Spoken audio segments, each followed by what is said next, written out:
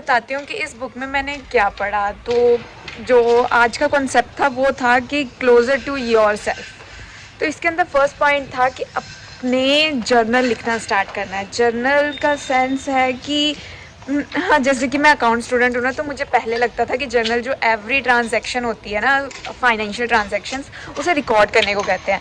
But journal का मतलब होता है एज लाइक डायरी लिखना अपने।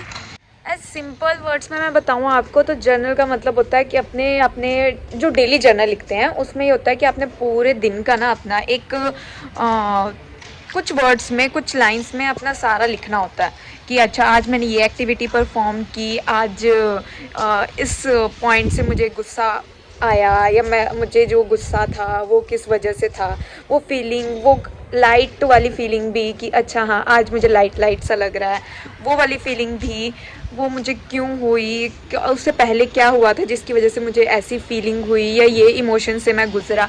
ये सारी चीज़ें होती हैं जर्नल। और इससे ना फ़ायदा सबसे पहला ये होता है कि आपको कॉन्शियस लेवल पे पता चल जाता है कि आज आपने दिन में क्या किया। ठीक है, आप मतलब आप हम नॉर्मल कोई भी एक्टिविटी परफॉर्म करते हैं तो सोचते नहीं है कि चलो ठीक है ये करना था, ये कर दिया, ये खाना खाना था, खा लिया, कुछ भी जो भी डेली में होता है, ठीक है, बट रूटीन में होता है। तो जब हम जर्नल लिखने लग जाते हैं ना, तो हमें पता चलता है कि नहीं, इस इमोशन के पीछे ये वजह थी, यहाँ पर मैं ट्रिगर हुआ, यहाँ मुझे गुस्सा आया, तो इसके पीछे का रीज़न क्या है। ठीक है, ये सारी चीज़ें से हम कॉन्शियसली अपनी लाइफ में, जैसे कहते हैं ना, डीप कनेक्ट हो जाते हैं कि अच्छा अब मुझे कल ये। और अगर आप इसे कॉन्टीन्यूसली परफॉर्म करते रहते हैं ना, तो आपको अपने आप के अंदर जो चेंजेस होते हैं वो आप रिकॉर्ड कर सकते हो। मतलब वो एक टाइप की रिकॉर्डिंग, रिटर्न रिकॉर्डिंग हो जाती है कि आज मैंने ये किया, ऐसा हुआ, फिर उसके बाद नेक्स्ट डे ऐसा। तो एक टाइप का ना आपकी एक कह सकते हो रिकॉर्ड बुक जैसा हो जाता है, और जिससे आपको अपने बारे में, ठीक है, अपने बारे में जानने में बहुत ज़्यादा हेल्प मिलती है। तो दूसरा पॉइंट था वो था कि स्पिरिचुअल लेवल पर मेंटली और फिज़िकली आपको स्ट्रॉन्ग रहना है। कैसे रह सकते हो? फर्स्ट था कि मेंटली स्ट्रॉन्ग रहने के लिए ना आपको रोज़ कोई ना कोई बुक पढ़नी है। ठीक है, मतलब अपने माइंड को कोई भी लाइट बुक जो भी आपके इंटरेस्ट की हो, ठीक है, हर किसी का अलग अलग जॉनर होता है पढ़ने का, तो वो आपने पढ़नी है। 10 to 15 मिनट्स इनफ होंगे। दूसरा, अगर आपको स्पिरिचुअलिटी लेवल पे स्ट्रॉन्ग बनना है तो आप ना कोई जैसे मेडिटेशन कर सकते हो। मेडिटेशन ये नहीं कि आपने एक शांत सी जगह पे जाकर, मतलब मुझे मेडिटेशन सच में मैं बता रही हूँ, मैं सोच के भी मुझे थोड़ा सा लगता है यार कैसे कैसे, बट यस, इसमें एक सिंपल वे भी लिखा हुआ है। वो है कि आपने किसी आराम से, जहाँ पर शोर शराबा ना हो, वहाँ बैठना है और सिर्फ अपनी जो ब्रीथिंग है ना उससे ऑब्जर्व करना है। ठीक है, आप इनहेल कर रहे हो, एक्सहेल कर रहे हो, वो आपने ऑब्जर्व करना है। बस यही है स्पिरिचुअलिटी लेवल पे। और थर्ड था फिजिकल लेवल पे, तो आपको एक्सरसाइज करनी है, वो भी एक्सरसाइज 20 to 30 मिनट्स करनी है। वो आपके ऊपर है कि आपने वॉकिंग करनी है, मतलब कोई भी फिजिकल एक्सरसाइज, बस आपकी बॉडी जो है वो मूव होनी चाहिए। तो थर्ड पॉइंट है कि आपने अपनी इंटरेस्ट का ना कोई भी काम करना है। जैसे कईयों को डांसिंग पसंद होता है, या किसी को राइटिंग पसंद होता है, किसी को रीडिंग पसंद होता है, किसी को कुकिंग पसंद होता है, किसी को फुटबॉल खेलना पसंद होता है। ठीक है, कोई भी एक्टिविटी आपने अपने लिए करनी है। जैसे हम कोई काम करते हैं तो चलो ठीक है, जॉब करनी है तो वो हम मनी के लिए कर रहे हैं ऑफ कोर्स, और कोई भी काम जो कर रहे हैं वो किसी ना किसी वजह से कर रहे हैं। बट दिन में एक काम तो ऐसा होना चाहिए ना, एक टास्क ऐसा होना चाहिए हम जो खुद के लिए करें, खुद के लिए परफॉर्म करें। और उससे क्या होगा ना, सेंस ऑफ, जैसे फुलफिलमेंट कहते हैं, वो आती है। ठीक है, आपको कि हाँ आज दिन में मैंने ये किया, ये इससे मुझे खुशी मिली।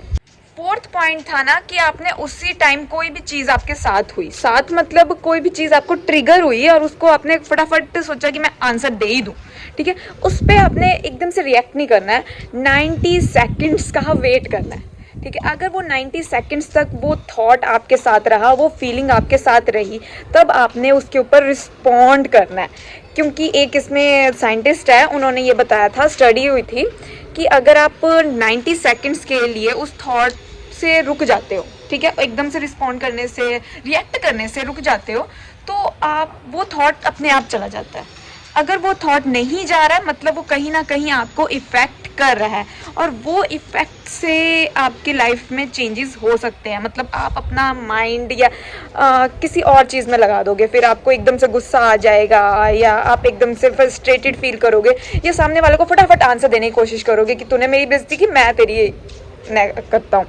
तो ये चीज़ों से अपने आप को, फिर आपको गिल्टी होगा, फिर आपके अंदर आएगा कि मैं शायद अच्छा इंसान नहीं हूँ, ठीक है। तो उस चीज़ से निकलने के लिए एक सोल्यूशन ये है कि 90 सेकंड्स के लिए आप रुक जाओ और उसके बाद रिस्पॉन्ड करो। अगर वो बात अभी भी आपको ट्रिगर कर रही है, तो अगर कर रही है तो फिर उसे आप जर्नल में लिखो और उसके ऊपर थॉट दो कि आपको क्यों। ये सारी चीज़ें ना सेल्फ इम्प्रूवमेंट के ऊपर हैं। तो इससे फ़ायदा, सबसे बड़ी बात जो मुझे लगती है कि चीज़ें निकल के आनी चाहिए, जो समझ में आनी चाहिए, वो ये है बेनिफिट कि इससे क्या होगा ना, आप अपने आप को ना अच्छे से समझ पाओगे। जो हम दूसरों से उम्मीद करते हैं ना कि सामने वाला आकर हमें समझे और हमारे बारे में बताए कि अच्छा तेरे में ये इश्यूज़ है, तेरे में ये बात है, इसको और वे से कर, तो वो चीज़ आप खुद भी कर सकते हो। ये जर्नलाइजिंग एक मेरे ख्याल से ऑडिटिंग का काम करता है। ऑडिटिंग तो मेरे ख्याल सभी को पता होगा, ठीक है, एक टाइप का चेक होता है, हाँ ठीक है, तो उसका काम करता है ये जर्नलाइजिंग। और सेल्फ इम्प्रूवमेंट का जो मेरा मोटिव है वो आज की बुक से, आज के टॉपिक से क्लियर हो रहा है। अब हम नेक्स्ट व्लॉग में मिलते हैं और नेक्स्ट में मैंने जो भी कॉन्सेप्ट पढ़ूंगी वो मैं आपके साथ शेयर करूंगी। तब तक के लिए ओके बाय। हाँ, अगर आपने अपने साइड से मुझे कुछ बताना है तो आप कमेंट करके बता सकते हैं। Okay bye.